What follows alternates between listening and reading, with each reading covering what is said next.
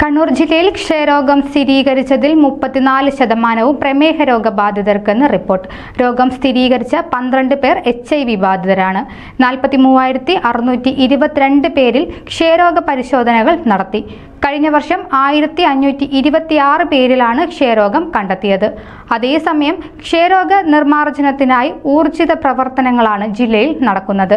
രോഗികളെ നേരത്തെ കണ്ടെത്തി ചികിത്സ നൽകുകയാണ് ഇതിലൂടെ ലക്ഷ്യമിടുന്നതെന്നും കൃത്യമായ ചികിത്സ സ്വീകരിക്കുന്ന ആളുകൾക്ക് 6 മാസം കൊണ്ട് രോഗം ഭേദമാകുന്നതായും ജില്ലാ TB സെന്ററിലെ സീനിയർ കൺസൾട്ടന്റ് ഡോക്ടർ രചന ശ്രീധരൻ വ്യക്തമാക്കി.